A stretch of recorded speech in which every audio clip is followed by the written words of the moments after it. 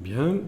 Donc, je vais sélectionner tout ça et l'amener dans la palette des formes pour en faire une brush. Je n'enfonce pas la touche Alt puisque je crée une nouvelle brush de type artistique. Ok, c'est dans le bon sens. Parfait.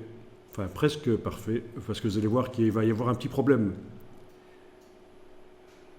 Et on va pouvoir tester ça. Ok. La voilà.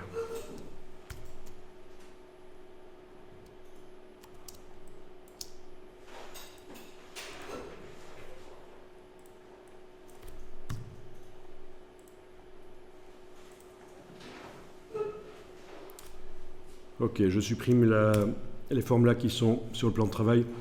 Ça a donc été intégré à la palette des formes et en plus je l'ai dans un fichier sur le disque dur. Je viens d'enregistrer donc c'est parfait. Alors voilà, je vais regarder ce qui va se passer ici. Je vais créer un rectangle comme ça dans lequel je vais mettre une couleur.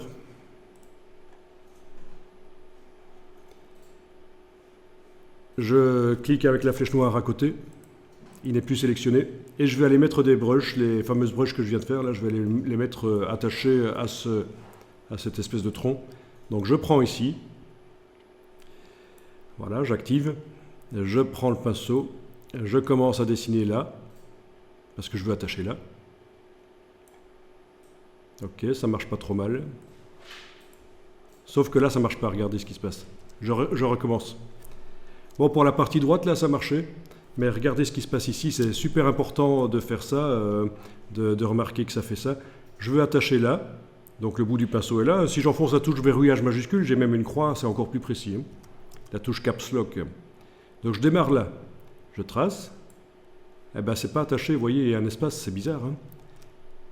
Je fais ici. Bon, ça marche, là. Mais de ce côté-là, c'est foireux, ça... Il y a toujours un petit problème pour l'attacher. Ça marche pas. À cause de quoi c'est dû? Eh bien, vous allez voir. C'est quand même ennuyeux, quoi, pour ne pas dire autre chose. Bien. Ok, je supprime tout ça. Et je vous donne la solution. Double-cliquez sur la forme que vous avez créée. Je ne sais pas si vous avez eu le même phénomène chez vous, vous avez remarqué que ça ne s'attache pas bien comme il faut. Je double-clique sur la forme, voilà les options de la forme, et regardez ici au bout, on a la ligne bleue qui est le trait sur lequel se met la forme. Et vous voyez que la tige n'est pas tout à fait au bout du trait bleu, il y a un décalage. Ça vient de là le problème. Donc je vous donne l'astuce, regardez et vous allez le faire après.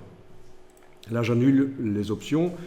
Je déplace la brush sur le plan de travail. La voilà. Regardez bien parce que ce n'est pas évident. Vous allez le faire après. Je prends un rectangle que je trace. Et la poignée du milieu ici doit arriver tip-top sur ma tige. Donc, avec la flèche noire, je vais déplacer mon rectangle maintenant. Voilà, ça doit être comme ça.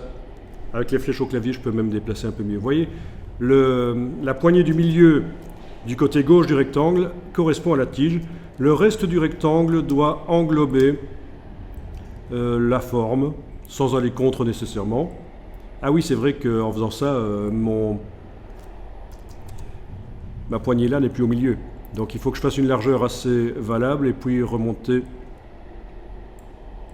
comme ça, voilà. Ok, on y arrive là. Est-ce que ma forme est complètement englobée? Oui, c'est parfait. Mon rectangle, il a quoi comme couleur? Ben, il a du blanc. C'est pas bon du tout ça. Il faut absolument qu'il n'ait aucune couleur de contour et de fond, ce rectangle. Son but est d'arriver à faire en sorte que quand je crée la forme, le bout de la ligne bleue corresponde au bout de ma tige. Là. Eh bien, je vais voir si ça fonctionne. Je sélectionne le tout, je vais dans la palette des formes, je déplace, Moi j'aurais pu mettre à jour. Attendez, je vais enfoncer la touche Alt pour mettre à jour ce truc-là. Je n'ai pas de raison de le garder. Donc touche Alt, voilà, je mets à jour. Qu'est-ce qu'on remarque là? Ça correspond. Résultat, je crée ma brush, je supprime ce qu'il y a sur l'écran, je crée mon rectangle comme tout à l'heure, mon rectangle brun sur lequel je vais venir attacher. Je désactive d'abord, je vais venir attacher au pinceau ma forme. Et là, ça devrait être bon. Je teste avec la touche verrouillage majuscule pour être plus précis. Voilà, je l'attache là, nickel. De l'autre côté, c'est là que ça foirait. Je l'attache là, nickel. Je vais le faire plus long parce que les feuilles s'écrasent un peu trop. Voilà. C'est pas beau ça? On arrive à attacher correctement. Vu que mon rectangle est de même brun que la tige, c'est pas génial. On ne voit pas bien. Je vais faire plus foncé. Voilà. Vraiment, ma brush commence là où je veux qu'elle commence.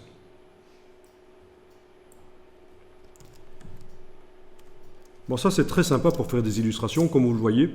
Et là, j'ai même pas dupliqué la brush plusieurs fois pour lui donner plusieurs dimensions. Parce que je peux le faire aussi, ça. Dupliquer, dupliquer, double-cliquer, 50.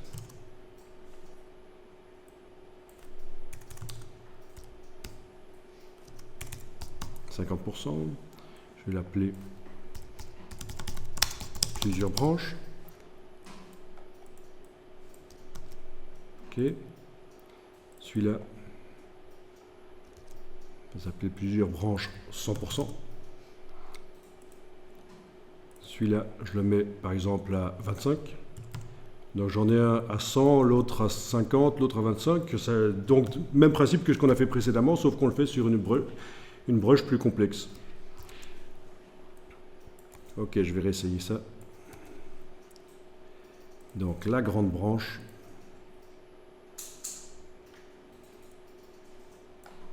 Super.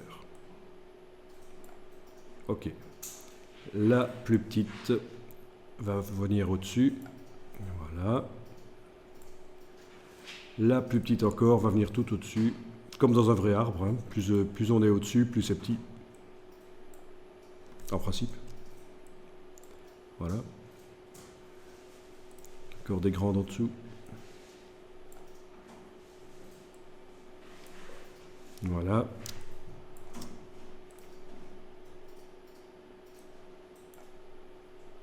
Bon, faut pas surcharger non plus. Bon, ça correspond plus au plan de travail. Vous voyez chez moi, mon arbre dépasse du plan de travail. Qu'est-ce que je fais? Est-ce que je le réduis? J'aime autant faire ceci. Puisque de toute façon, à la fin, on envoie ça dans InDesign et on redimensionne dans InDesign. J'aime autant, et je vous le conseille de le faire, ça c'est super important. Quand votre illustration commence à déborder de votre plan de travail, surtout n'essayez pas de redimensionner l'illustration dans le plan de travail. Agrandissez le plan de travail pour que ça englobe toute l'illustration.